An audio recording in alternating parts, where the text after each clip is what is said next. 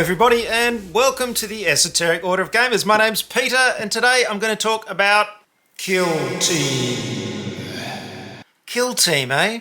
It's a funny old game. It's been going for a long time now, and we've just had the announcement of a new edition.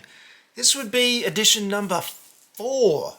Depends how you count them, because originally Kill Team started as an offshoot of Warhammer 40,000 and then became its own game. Second edition, back in 2018, which was, I can't believe it, 6 years ago now, had this kind of city terrain, which is very, very cool. I always thought it felt a little bit out of scale because it has these huge cathedral windows on it. You can see it there. And when you put a figure sort of next to it, it just doesn't quite feel like it's got that sweeping height. So the thing why I'm mentioning this and showing you this terrain is because the new set has a similar kind of terrain. We're back to that cityscape feel, and well, as someone who owns the 2018 edition and has this terrain, I feel like I've got more of the same, which I was sort of hoping for something completely different. You know, we had the Gallo Dark stuff, which was very, very cool. Inside the Gallo Dark Space Hulk or the corridor stuff, I really enjoyed that, and it fitted the feel of Kill Team really well. Going through dark corridors, sneaking from cover to cover, all that kind of thing really fits the game well. And then we had the Beta Decima terrain. Now, I just played a game for the first time on that terrain the other day, and I was a little bit underwhelmed by it. It's platforming, you've got these platforms, but because of the rules for climbing onto the platforms, it's so easy to climb onto them really that it just didn't feel so much like jumping from platform to platform above a raging hazardous sea and all this kind of stuff. It wasn't too bad, and I loved the height. There was a lot of height to it, especially if you have the ferrotonic generator piece. And I'll show you some of that terrain here. It looks fantastic and everything, but because there isn't much cover on the top of those platforms, you have a much more open feel. It hasn't got that Kill Team close quarters behind terrain feel. So I've got into detail already, but I just wanted to talk first about the new set. I've got some notes here. It's just been announced, so we don't know too much yet, but it's called a Hivestorm. This is the new edition. And when I saw it, I thought, oh, they haven't really changed that much. They say that it's all about accessibility, but they don't want to change anything for veteran gamers. And when they say accessibility, I hope that's code for get rid of the stupid names of things. Calling models operatives and calling rounds turning points, which is one of my, I think that takes the cake for my least favourite term in miniatures gaming. Calling a round a turning point drives me batty. When we were playing it the other day, you know, it's so annoying. And also, I just haven't got used to the idea that inches are now triangles for 1 inch, circle for 2 inch, you know.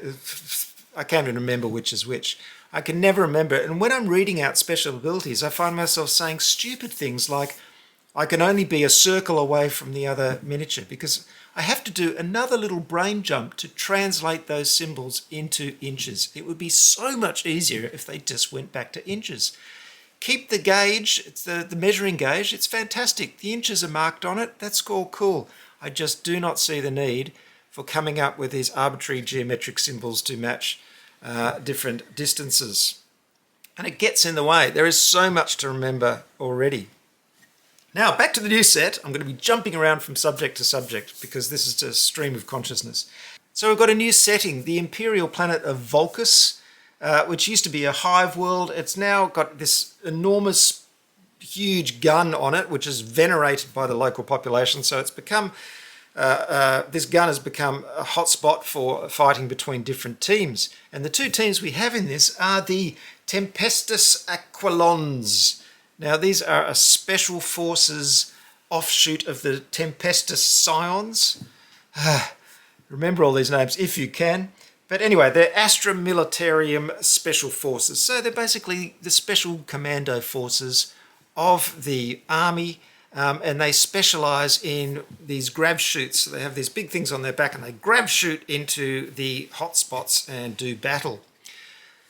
On the other side, mixing that grav shoot thing, you have the Tau Vespid stingwings. Now the Vespids are sort of an alien race that hang out with the Tau, and they haven't been around for a long, long time. They've brought them back. They're like flying bugs basically, but with a Tau feel. Very orange, which goes well with Kill Team. Let's face it, it's a very orange game design-wise. So you've got two, hopefully very mobile, very fly, is that a word? No, you know, jumping into different parts of the field with the grav shoots and then flying around with the Vespids. So that sounds pretty cool. I like that idea. I mean, I do get bored with you set up over there and I set up here and we just go at it in the middle kind of thing. This should lead to a much more mobile game, which I'm really happy about. The game is very much a city fight, as I said in this iteration, and it is going to have similar terrain to this kind of stuff. There's 4 major pieces, it looks like. You can see it here. 4 major pieces of that, and then there's a whole lot of little barricade and blocking type terrain pieces. And it's nice that they've introduced some variety in that. They still have the original barricades we have from the Kill Team set that we know very well, but they've added all this new stuff as well to make it a little bit more interesting. And the other thing they've done is they've folded those things into the equipment packs. So before, when you got your faction, you could have faction equipment. Now they've got some universal equipment, and that would probably include, from what I can hear, it includes that special kind of blocking terrain stuff as well. So you can buy that blocking terrain and then set it up as part of your equipment setup. So that sounds pretty cool. Now they're going on about accessibility in this game, as I mentioned. As I said, I hope they really simplify that language and stop using silly things like turning point. We are stuck with those measurements because they have the same measurement gauge in there and it's got the symbols on it. Fortunately, they haven't changed that. On the page that announces this new edition, they get very excited about the fact that they've added a lot of skulls to the measurement gauges. Whoop-de-doo. As if we needed more skulls. But they said there's not going to be a whole lot of changes to the rules. Now, when they say accessible, I hope they've rewritten the rules, because when I was playing it the other day, it struck me again how badly written the Kill Team rules are, especially the line of sight and cover rules. There's a double page spread of examples to make clear the line of sight rules. And it's very confusing just the way it's worded, especially when it's mixed with the conceal order and engage order mechanic. Now, the whole conceal and engage order thing is kind of the crux of Kill Team, but it kind of frustrates me a little bit as well. Not so much because of the mechanic, which I like. Well, sort of like. I like it that it adds that extra ability to hide before you get into combat. That's great. What I don't like is kind of the play effects and the physical effects. Now, when I say the play effects, it sometimes in Kill Team feels like you're putting all your figures on conceal orders to start with. They do a bit of concealing, and then from then on, combat starts and nobody does much concealing because they've all swapped over to engage, and they're firing at each other and shooting each other. I can find this frustrating because if you make a mistake, a strategic mistake, and you wanted to be really on an engage order but you put it on conceal, you feel like all your options are sort of taken away from you. It feels like I've made a bad decision, now I have to suffer for it for this turn, which kind of isn't fun. It takes a little bit away from the fun. Now, I realise it's part of the tactics that you decide which order you give each of your figures, your operatives, and that, you know, that's part of the planning and all the rest of it. But it just feels like a sort of game-induced block to you when you realise, oh, I gave him the wrong order, and now he's sitting there like a shag in a rock and I can't do anything about it. So I think there's a bit of a problem with that gameplay-wise. There's also a bit of a problem with it physically, in that you have to put these tokens on all your figures through the game, and there's a lot of manipulation of tokens which also slows down the game. And they go on and on about how they want it to be fast-paced and frenetic, but I do feel that putting all these tokens down slows things down quite a bit.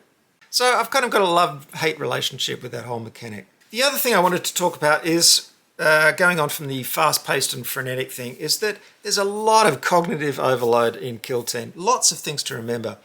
This game that we played the other day was between the Nemesis Lords, the Nemesis Claws, I should say, and the Mandrakes. And they had a lot of special abilities, especially the Mandrakes. Now, when you get your reference cards in the game, which are these, of course, All the information is here, but look at this. It's a double-sided sheet with all this info. So what I do is I redesign these cards so I can get all the information at a glance. So here's my version, and this is all on one side, and it's much smaller. And this is another thing, table space. They've got these huge unit cards. They take up a lot of table space. And when you mix them with these huge equipment and TAC-Ops reference cards, you just don't have space on an average table to fit all this stuff. It's too big. So here's another example. There's the Nemesis Claw equipment card. You can see that comes in the Nightmare set. And here's my redesigned version, which takes up far, far less space. So I wish there was a bit more understanding of this and a bit more emphasis on making things more compact and easier for the table. Now I realise these are lovely big tarot cards and they're really nice, but look at all that empty space. And even on the most text heavy of these cards, there's still lots of empty space. Make them tiny equipment cards because you're attaching them to different units. It's good. The other thing that I do is create something like this. This is a fast reference card which shows me pictures of my miniatures and just tells me the very basic abilities they've got. So, Heavy Gunner has got a missile launcher. Screecher can worsen the BS and WS of enemy weapons, and it's got lethal claws if the enemy wounded. This way, I don't have to look at all those detailed bits of text and the very complicated rules and everything. I can just have a glance at this. Now, I'm a professional graphic designer, so it's easy for me to do this kind of stuff, though it does take quite a lot of time. The thing that I noticed that even with all of these updated reference materials, there's still heaps to remember. And the reason is, wait, there's more. I've got these other reference cards as well. Look at these two. Now, this is just for the Nemesis claws. So here we've got the ability of the Nemesis claws. These are all the weapon rules that are referenced just in the weapons that the Nemesis claws use, not all the other ones, just the ones that weapons use. These are their strategic ploys, which you can play only in the strategic phase, or the strategy phase. Then you've got all the tactical ploys, which you can play when specified in the individual tactical ploy by spending command points. There's a lot to remember here, and I just think they've overloaded it with all these tactical ploys and strategy ploys and, you know, special abilities and weapon rules. My mind was exploding, I've got to say, when we played it.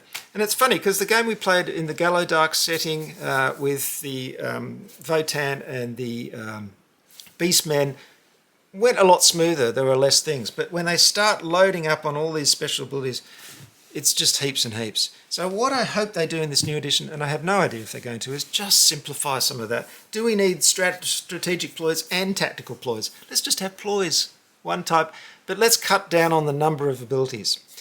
I played Age of Sigmar Spearhead the other day, and one of the things I loved about it is that each unit had one special ability. There was one thing that you had to remember that that unit did, and that was it. And it was relatively simple. Not only do the units in Kill Team have lots of abilities, well, you know, they can have 2 or 3, but that's a lot more than just one when you're trying to remember all these things. But also the wording is very technical and very heavy and tries to cover every single situation. And I think that the new Age of Sigmar is really setting the bar for simplified language. And I really hope that Games Workshop games from now on take that kind of writing and also the colour coding and everything, which is fantastic, into their other games and make things faster and easier. They want fast pace, they want frenetic play. Well, you've got to do it in the rules and the special abilities. You've got to make it easier to remember this stuff and access it. That's what's important.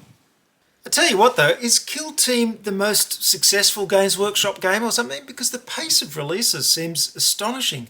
We've had so much stuff from Kill Team in the last few years, and now we've got a whole new core set. They seem to be churning the stuff out. We've got a whole new season to look forward to, I guess.